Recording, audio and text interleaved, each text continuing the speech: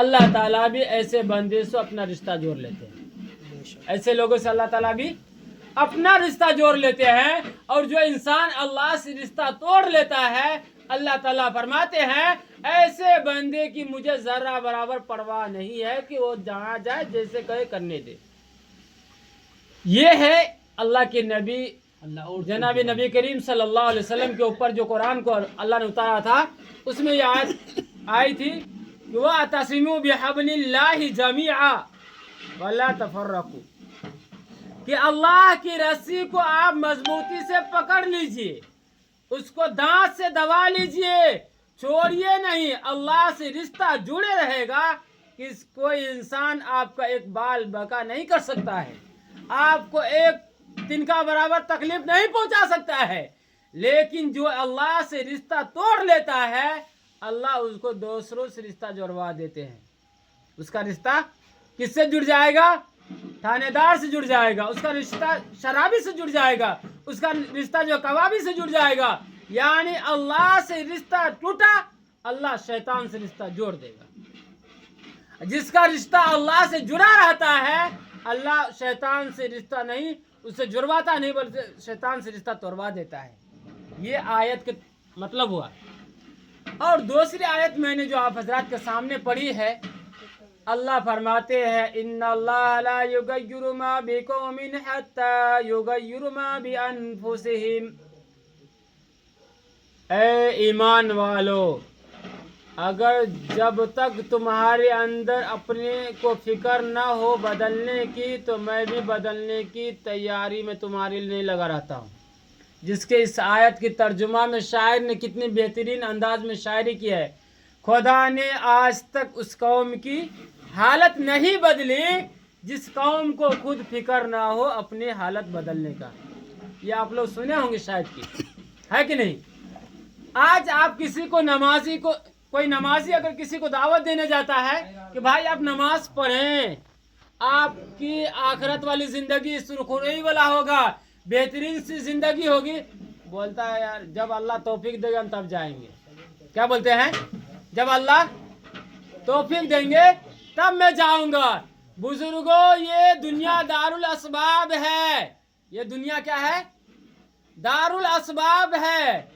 اگر ہم ہاتھ پہ ہاتھ دھر کے بیٹھ جائیں، اور ابھی کسان کا کام ہے کھیت میں جا کر کے مکئی لگانا، کسان کا کام ہے ابھی کھیت میں جا کے گیہوں لگانا، کسان کا کام ہے ابھی کھیت میں جا کر کے محنت کرنا، تب جا کر کے اس کو کاٹنے کے سمے میں مکئی کاٹنے کے لیے ملے گا، گیہوں کاٹنے کے لیے ملے گا۔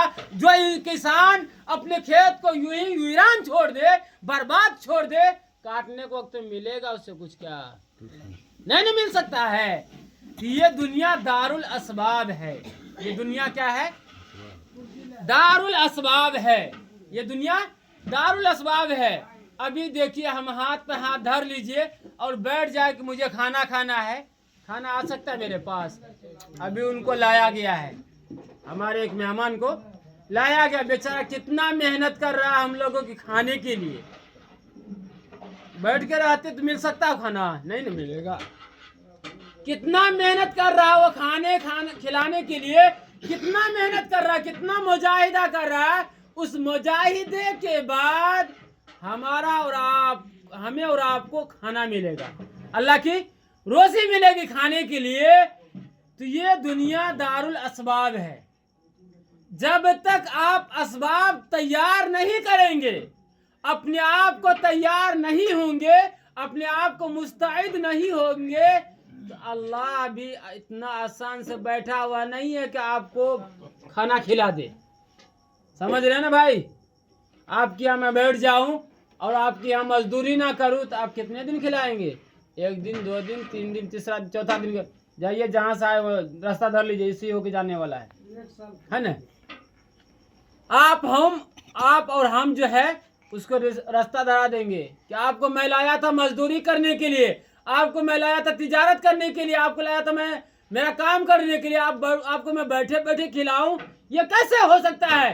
یہ ممکن نہیں ہے، بلکہ اس انسان کو کام کرنا ہی پڑے گا، اس کو مزدوری کرنی پڑے گی۔ سمجھ رہے ہیں نا؟ تجارت کرنا پڑے گا اس کو جو ہے، تب جا کر ان کو مزدوری ملے گی۔ उन्होंने पहले क्या किया, इरादा किया, और इरादा क्या किया कि मुझे काम करना है तो करना है, उसके बाद उसके सामने काम पेश किए जाते हैं। इसी तरीके से अगर हमारा और आपका इरादा नहीं बन सकता है कि मुझे नमाजी बनना है, अल्लाह भी बनाने के लिए बैठा नहीं है। एक बात मैं बोल दूं, एक बात गौर करने की चीज़ है, हम और आप अगर नमाज नहीं पढ़ते हैं, बोलते कि मेरा क्या, अल्लाह का नुकसान हो रहा है, हम नहीं पढ़ेंगे तो क्या क्या कर लेगा अल्लाह? अल्लाह का कुछ नहीं होने वाला है, अल्लाह का कुछ होने वाला नहीं है। बिगड़ेगा मेरा बिगड़ेगा, किसका बिगड़ेगा? बोलिए ना भाई, किसका बिगड़ेगा? अरे कम से कम जितने लोग हैं, कम से आप ही लोग तो बोलिए, हमारा बिगड़ेगा, क्योंकि अमाल मेरा बिगड़ा हुआ है। मेरा आखिरत की जिंदगी बिगड़ेगा, आखिरत की जो आने वाली जिंदगी है वो मेरी बिगड़ जाएगी। अल्लाह का कुछ बिगड़ने वाला नहीं है। अल्लाह का वादा है, ए मेरे बंदे, अगर तुम मेरी इबादत नहीं करेगा ना कर, मैं ऐसा खुदा हूं कि चरिंदों से भी मैंने अपनी इबादत करवाया है, मैंने परिंदों से अपनी इबादत करवाया है। और आप सुने होंगे एक सूरह जो आप लोग पढ़ते होंगे, अलम तरा कैफ फअल रब्बुका बिअस्हाबिल फील, एक ऊंट का जिक्र होता है, उसमें एक परिंदे का जिक्र होता है। जब सहाबाए कराम शिकस्त खा रहे थे, गैरों से जब जिहाद हो रहा था, मुकाबला हो रहा था, उस समय में सहाबाए कराम शिकस्त खा रहे थे, हार हो रही थी उस सहाबाए कराम की। अल्लाह ने परिंदों को क्या कहा, जाओ जाओ मेरे सहाबाए कराम की तुम मदद करो। फरमाया मैं कैसे मदद करूं? फरमाया अपने चोंच में लो क्या चीज, पत्थर कंकड़ी लो, जा करके जालिमों पर, यहूदियों पर जाके गिराओ। इतना कंकड़ी गिराया गया, इतना पत्थर गिराया गया कि जितने भी लोग थे सब उस कंकड़ी में दब गए। क्या कोई दूसरा मखलूक भेज दिया था अल्लाह? फरिश्ता को भेजा था अल्लाह?